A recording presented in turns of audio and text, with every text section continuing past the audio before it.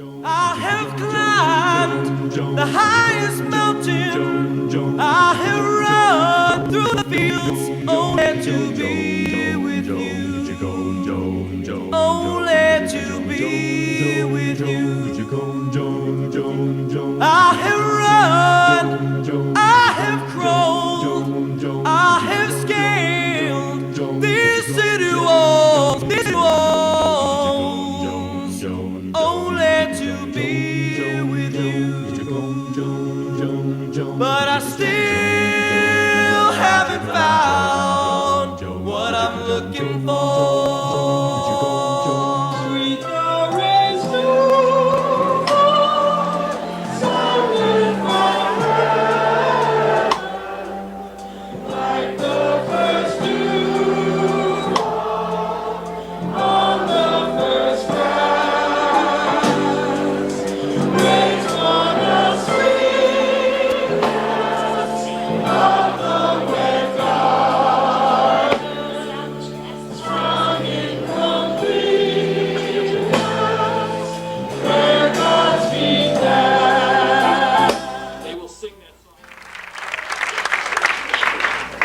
You're off to the races, to great places. Today is your day. Your mountain is waiting. So get on your way. Thank you all.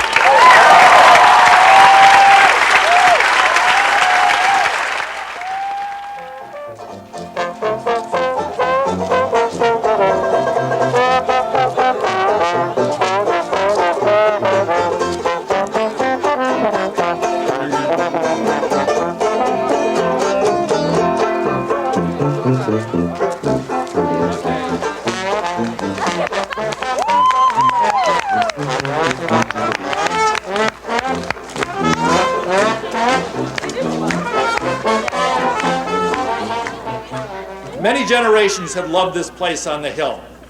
Their experiences here have provided lifelong inspiration. May the 1994 graduates' lives as well, oh God, be ever kindled and rekindled from the light on the hill that is Tufts. Amen. Dissipating the darkness, challenging the intellect, expanding the outreach, building the bridges, energizing the spirit.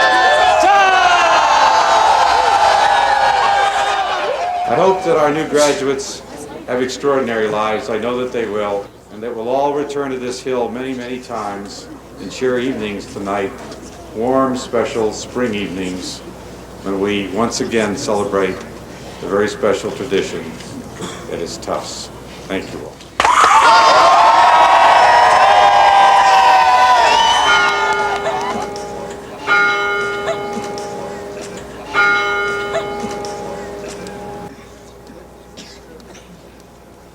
And now, for our newest graduates, our newest alumni, I want to hear a cheer so loud that they'll hear you all the way to that other university in Cambridge.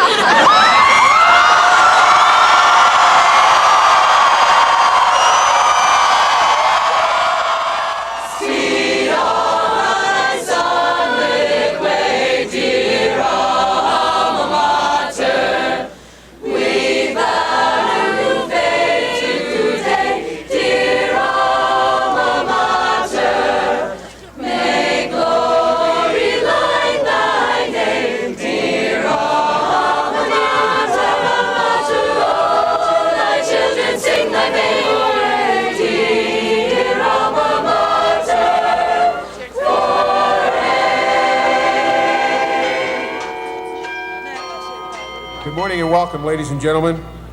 The procession for the 138th commencement at Tufts University will now begin. Thank you.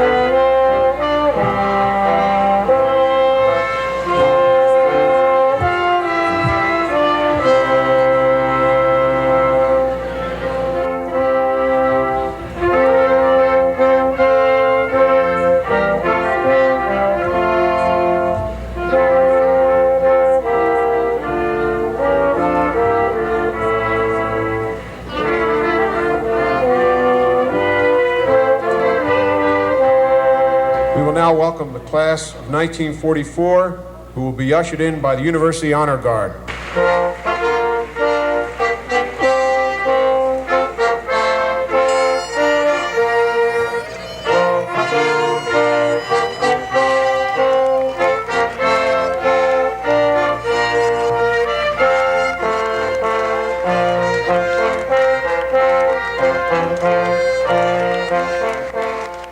Please welcome President John D. Biagio, the honorary degree recipients and their trustee escorts, and members of the administration.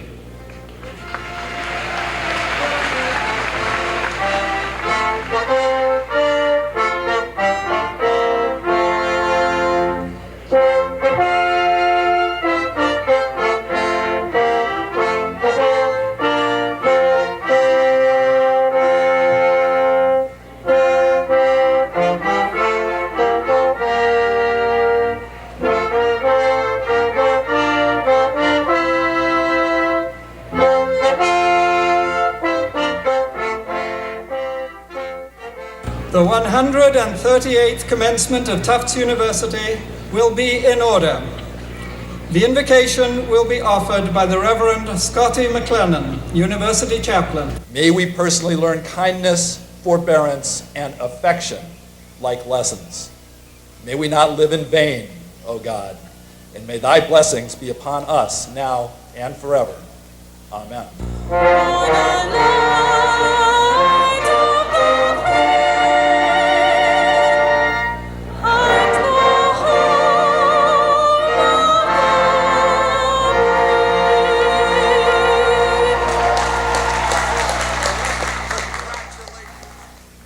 Ladies and gentlemen, we welcome you to Tufts University's 138th commencement exercises.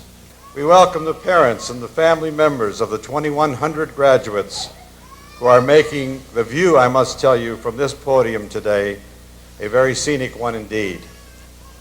It is a pleasure to see all of you assembled together on such a beautiful spring day for such an important occasion. The fact that you are Tufts graduates will be a part of your lives forever. And we will continue to embrace you as members of the Tufts family even long after you have left us. However, it is our sad duty today to award a degree to someone who is not with us. Cheryl Weingarten of Hewlett Harbor, New York, died in a tragic hiking accident in New Hampshire on May the 1st. A very much loved friend to many of you, I know, a member of the Student Senate and a French major, Cheryl received her degree posthumously. Our deepest sympathy goes out to her family and anyone else who has lost a loved one before their time.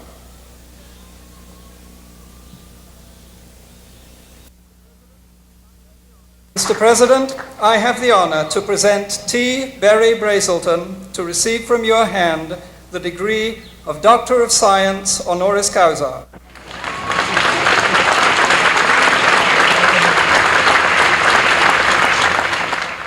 Mr. President, I have the honor to present John Hope Franklin to receive from your hand the degree of Doctor of Humane Letters honoris causa.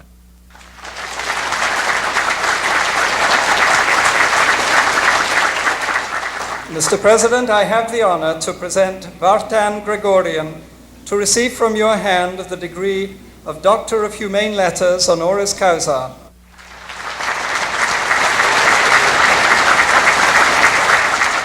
Mr. President, I have the honor to present Václav Klaus to receive from your hand the degree of Doctor of Laws honoris causa.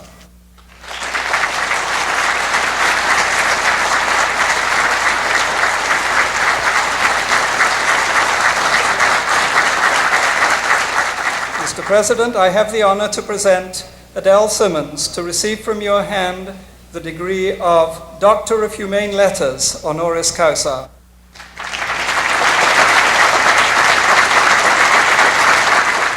Mr. President, I have the honor to present A. Raymond Ty to receive from your hand the degree of Bachelor of Arts honoris causa.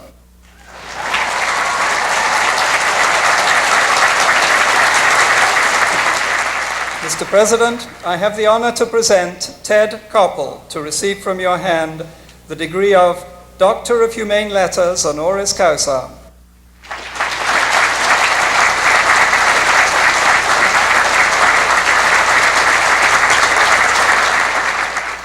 Let me tell you what is passing through some of your minds as I begin this commencement address. I say some because I know that there are several of you here this morning nursing such excruciating hangovers that the only thought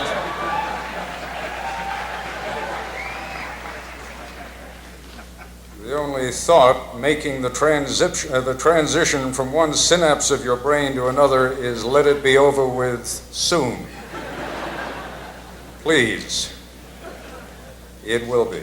I want to talk to you for a few minutes about optimism and pessimism.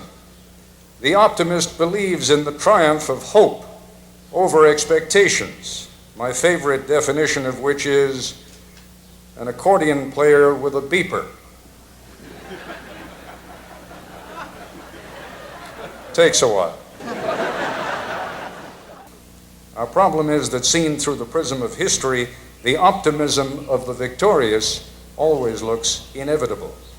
If only each of us could be blessed with that kind of confidence, that fiber of moral certainty now, as we are confronted by our daily trials and tests.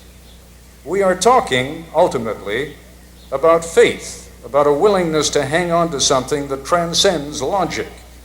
But it is important for you to remember that even those who are held up to us as paragons of faith and optimism and iron will, even they, and I'm sure Dr. Klaus can testify to this, even they knew despair. Optimism is the quality that allows us to triumph over despair. It requires courage and a willingness to dare. This country needs some optimism again, some hope. We need some adventurers, some planners, farmers, builders.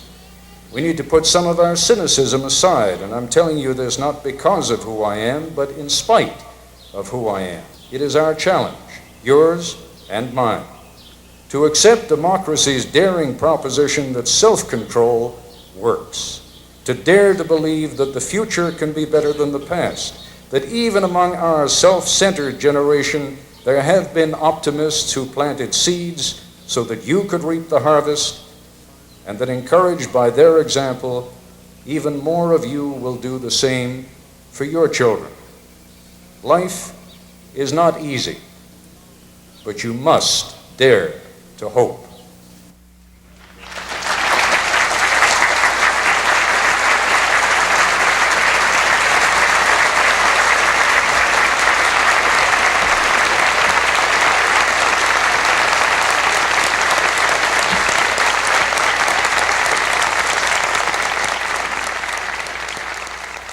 We shall now begin the ceremonies for arts and sciences with the address to the graduates by Adam J. Tratt, Wendell Phillips Award winner, College of Liberal Arts, class of 1994.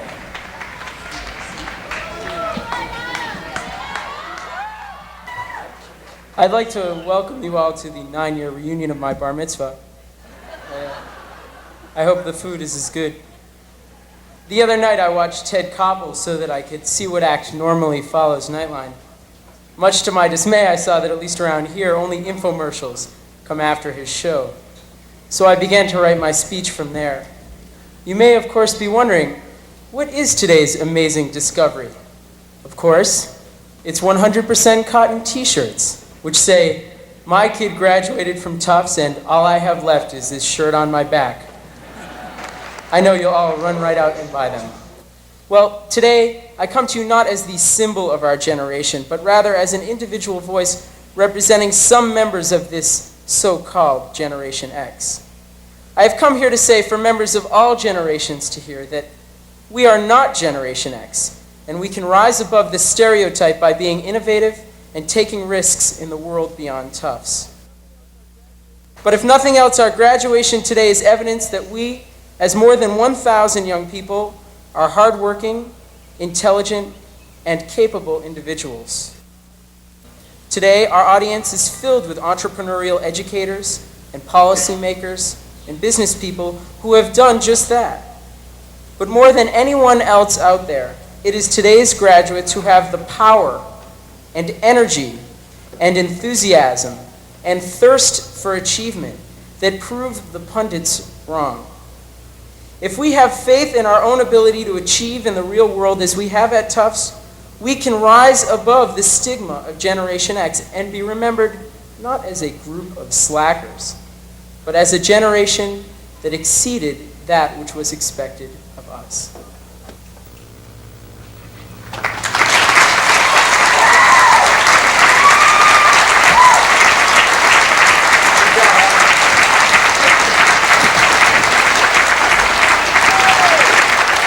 I have the honor to present to you these 5 candidates for the second degree in Science and Engineering Management.